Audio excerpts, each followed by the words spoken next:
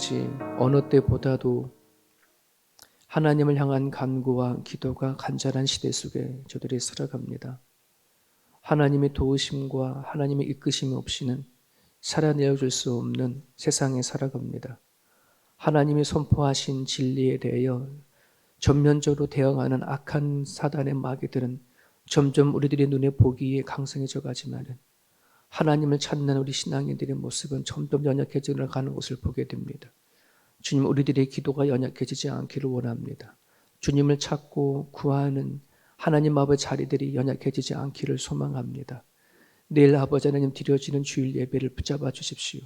마음을 다하고 뜻을 다하여 목숨을 다하여 드려진 예배 되게 하셔서 정말 우리를 이 땅에 와요 하나님 아버지 하나님 예수 그리스도를 보내주시고 십자가 달려 죽기까지 우리를 사랑하신 주님의 그 마음을 우리가 헤아리며 살아갈 수 있도록 도와주시옵소서.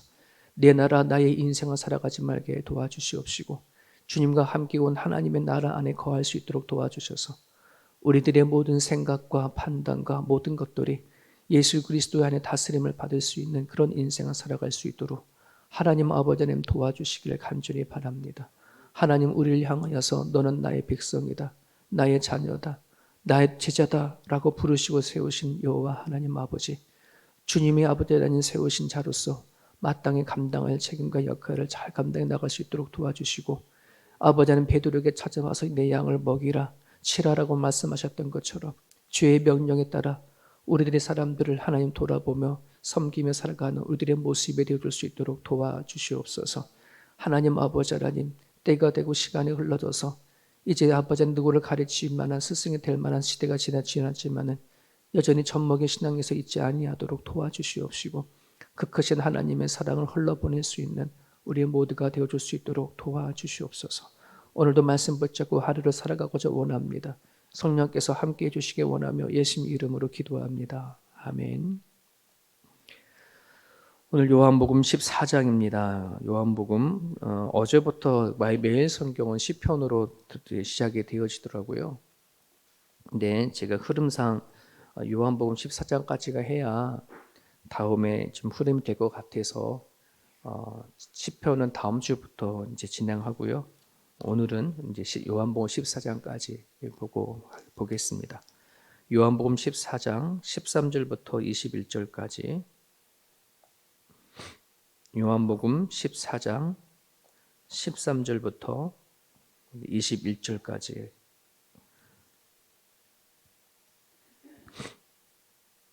우리 같이 읽겠습니다. 14절부터 내 이름으로 무엇이든지 내게 구하면 내가 행하리라. 너희가 나를 사랑하면 나의 계명을 지키리라. 내가 아버지께 구하겠으니 그가 또 다른 보혜사를 너희에게 주사 영원토록 너희와 함께 있게 하리니 그는 진리의 영이라. 세상은 능히 그를 받지 못하나니 이는 그를 보지도 못하고 알지도 못함이라. 그러나 너희는 그를 아나니 그는 너희와 함께 거하시며 또 너희 속에 계시겠음이라. 내가 너희를 고아와 같이 버려두지 아니하고 너희에게로 오리라. 조금 있으면 세상은 다시 나를 보지 못할 것이로되 너희는 나를 보리니 이는 내가 살아있고 너희도 살아있겠음이니라. 그날에는 내가 아버지 안에 너희가 내 안에 내가 너희 안에 있는 것을 너희가 알리라. 나의 계명을 지키는 자라야 나를 사랑하는 자니 나를 사랑하는 자는 내 아버지께 사랑을 받을 것이요 나도 그를 사랑하여 그에게 나를 나타내리라. 아멘. 아멘.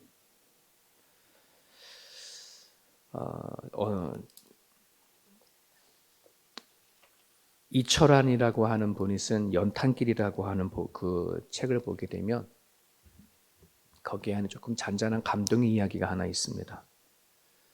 부모가 없는 고아로 자라는 세 남매가 그 중에 이제 제 큰 딸이 자기 동생 둘을 데리고 오래간만에 중국집에 가서 짜장면을 시켜주는데 또 돈이 모자르고 또 경제가 안 좋으니까 짜장면 2그릇만 시켰습니다. 그래서 한참 두 그릇 시켜 주문했는데 그 중국집 사장님의 부인이 나오셔서 문득 하는 소리가 예 반갑다. 야 너가 그러면서 이제 그 짜장면 2그릇 시켰는데 짜장면 3그릇하고 탕수육을 갖고 왔어요. 그러면서 나 너희네들 엄마 친구인데 예전에 많이 이렇게 교제하고 했었는데 그래서 엄마 보고 주는 거니까 맛있게 먹으라고, 그리고 또 짜장면 먹고 싶을 때마다 오라고 그렇게 해서 줘서 돌려보냈어요. 그러고 나니까 그 중국집 남편이, 사장님 남편이 와서 아내에게 당신 아는 애야? 그러는 거예요. 아니 모르는 아이야. 그래서 근데 왜 아는 척하고 그러는 거야? 그랬어요. 얘기 들어보니까 엄마 아빠가 없는 고아인 것 같아서 그렇게 했다고. 그런 얘기를 듣기 나와요. 그래서 참, 참 지혜로운 부분이지. 중국집 아줌마구나. 아이들의 마음을 알고 또 그렇게 상처되지 않도록 이렇게 하는 거 보면 참 사랑을 가는 것이 삭막하지만 그런 분들이 있다면 참 좋지 않, 참 이렇게 살만한 세상이 되겠구나 이런 생각을 한 적이 있습니다. 여러분 한국에는 지금 뭐 선진국으로 들어가 있는 나라이잖아요. 근데 한국에는 고아가 얼마나 될까요? 약 100만이 넘는다고 합니다. 근데 100만이 넘는데 진짜 부모가 돌아가신 고아는 8.2%가 된다고 그럽니다. 나머지들은 버림을 받은 아이들이에요. 참 있을 수 없는 일들이 한국 안에서 또 이루어지는 거죠. 저 그런 거 보면 참 어떻게 보면 되게 많이 안타깝고, 잘 먹고 잘 사는 게 선진국이 아니라 정말 세상을 살아가는 생각이, 그리고 살아가는 방식들이, 살아가고 있는 정신들이 좀 앞서가야 선진국이 되지 않을까 이런 생각을 좀 많이 해보게 되어집니다. 눈에 보이는 고아도 있지만 눈에 보이지 아니하는 영적인 고아들도 있습니다. 오늘날 이 시대에 정말 수많은 사람들이 버려진 마음 같음으로 사랑받지 못하는 그 이유로 고아처럼 살아가는 사람들이 되게 많이 있습니다. 우울하고 또 채워주지 않는 허전함들, 분명히 주변에 사랑하는 사람이 있음에도 불구하고 자기 자신은 오로지 이 세상에 혼자인 것만 같은 그런 사람들이 너무나 많죠. 여전히 이 세상에는 쓸쓸히 혼자 살고 쓸쓸히 죽어가는 그런 사람들이 참으로 많이 있습니다. 우리는 혼자 왔다가 혼자 가는 세상 속에 살아가죠. 엄연히 따지면, 영적을 따지면 정말 그렇습니다. 혼자 왔다 혼자 가는 세상, 고아가 같은 그런 세상입니다. 이 세상에서 나를 보내주시고 나를 살게 하시고 내 죽은 다음에 영혼까지 책임져 주시는 하나님을 만나지 아니하게 되어지면 우리는 이 땅에 내 주변에 있는 사랑하는 사람도 있다 하더라도 내 심령은 고아처럼 살아갈 수 있음을 여러분 기억을 하셨으면 좋겠습니다. 오늘 이 본문을 통해서 우리가 인생을 살아갈 때에 좀 하나님을 만나고 하나님의 참된 자녀로서 어떻게 살아갈 때 무엇이 필요할까 하는 것이 나와 있고요. 떠나시는 주님께서 제자들에게 마지막으로 전하는 약속이 담겨져 있습니다. 18절에 보게 되어지면 내가 너희를 고아와 같이 버려두지 않겠다. 참 너무 마음이 따뜻해지는 그런 메시지입니다. 고대 사회에서의 그 고아는 부모가 없는 게 고아가 아니라 아버지가 없는 자녀를 고아라 이렇게 얘기했다고 합니다. 엄마가 있어도 아버지가 없으면 고아다 이렇게 얘기를 했다죠. 오늘 보면은 주님이 떠나시면 이제 제자들에게 환란이 올 거라는 것을 이제 예수님께서는 아시는 겁니다. 뿔뿔이 흩어져야 하는 그런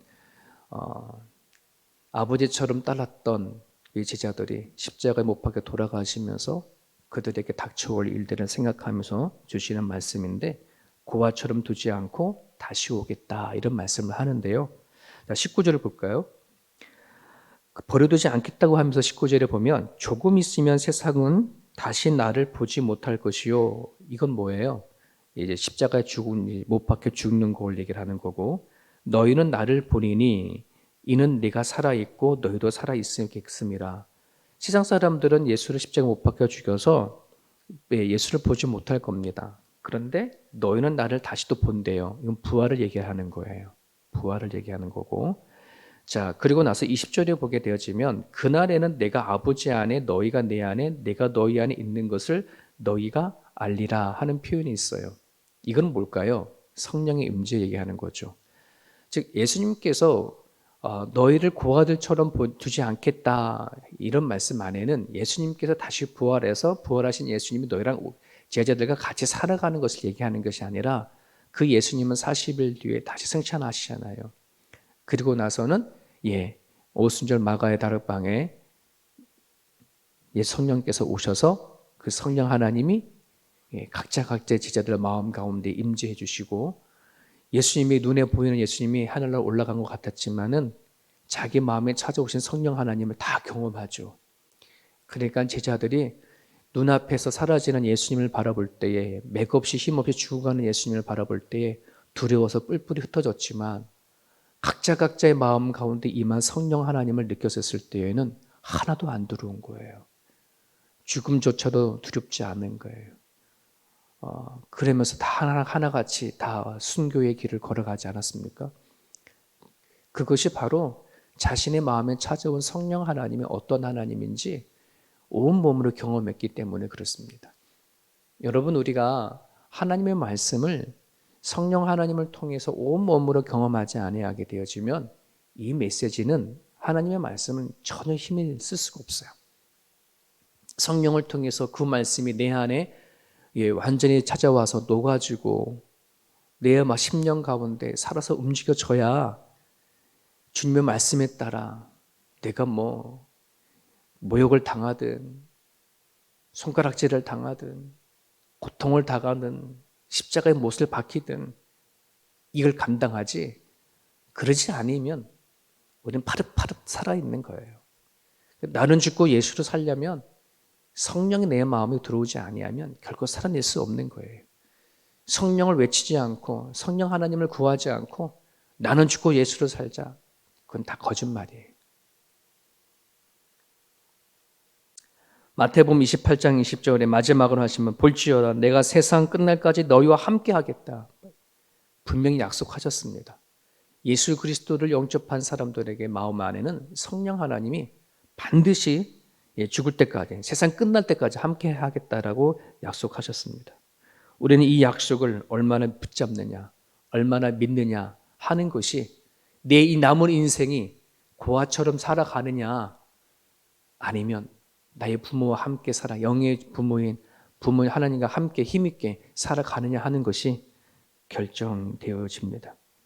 오늘 교회 안에 있음에도 불구하고 성경 말씀의 눈으로 바라보게 되면 참 많은 그리스도인들이 고아의 증세를 보입니다. 마치 버림을 받은 것 같고 사랑받지 못하는 것 같고,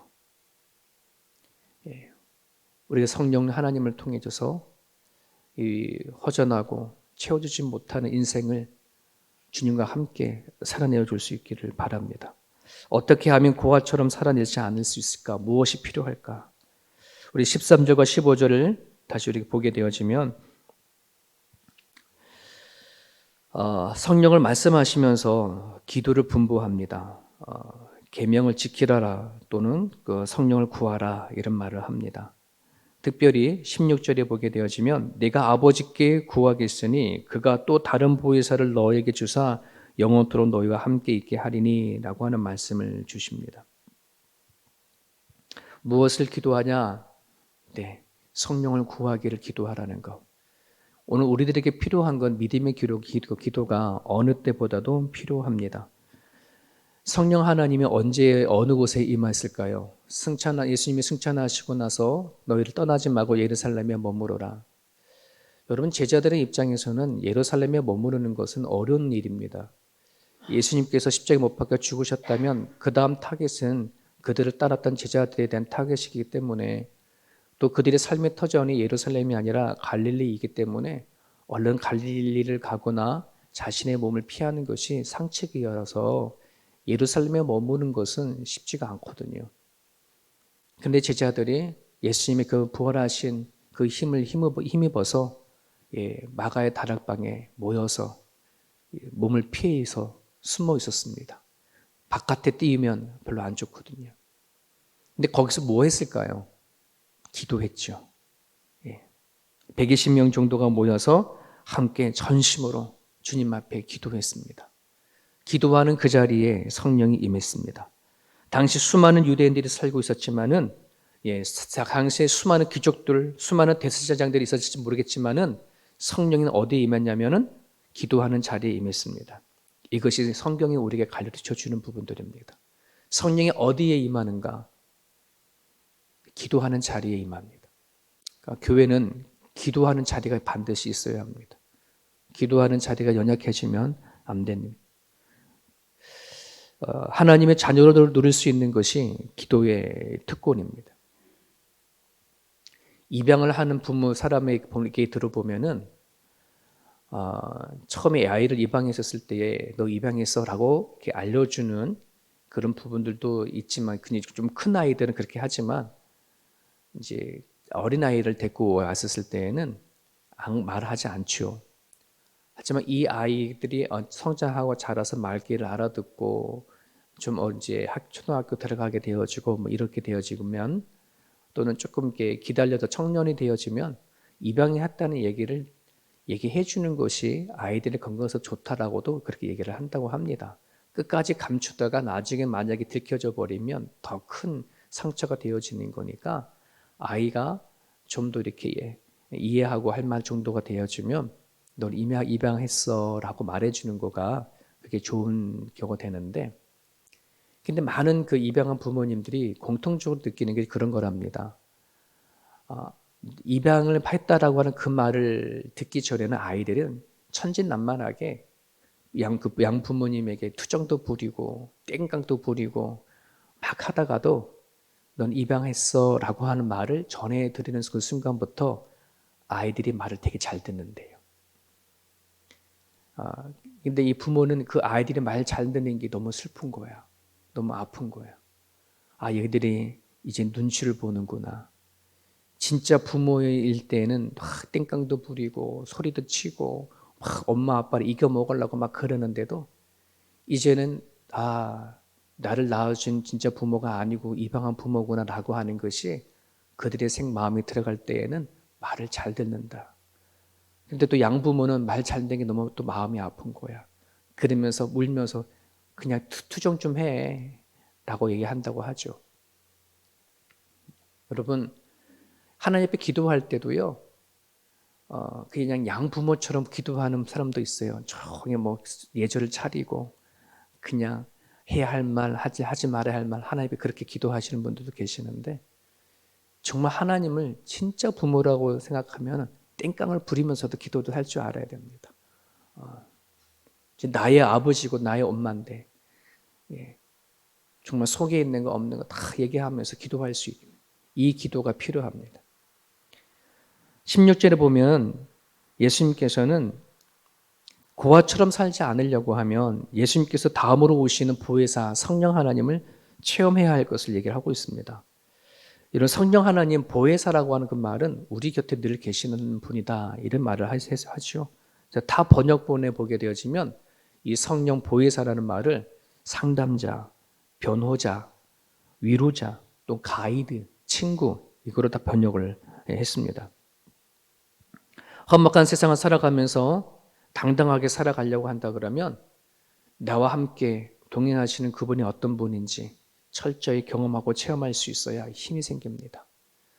우리가 2022년 들어오면서 말마세를 이럴 때부터 했잖아요.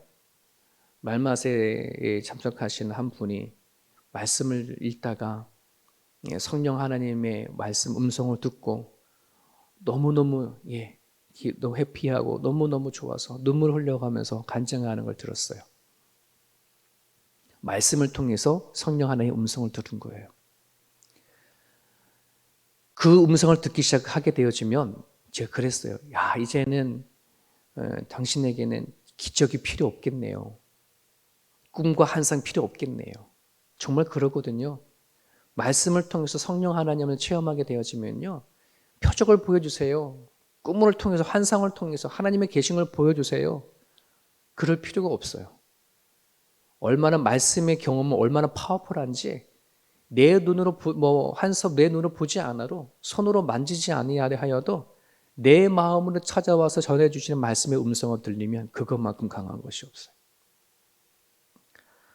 오늘 여러분들이 구하고 찾고 두들려서 구하고자 하는 자에게 성령을 주시겠다라고 하는 가장 좋은 선물을 세움교회 온 성도들이 받기를 소망합니다. 하나 말씀을 더 드리겠습니다. 정말 우리가 구하러 살지 아니하려고 그러면 하나님의 사랑을 우리가 누릴 수 있기를 간절히 바랍니다. 오늘 예수님께서 말씀하시죠. 21절에 보게 되어지면 나의 계명을 지키는 자라야 나를 사랑하는 자니, 이런 말씀을 하시거든요. 그럼 이 말씀 안에는 계명을 지켜야 하나님을 사랑하는구나 라고 생각할 수 있어요. 그래서 계명을 지키는 것이 먼저냐 하나님을 사랑하는 것이 먼저냐 라고 하면 꼭 계명을 먼저 지키는 것이 먼저처럼 보이거든요. 그런데 그 15절 보세요.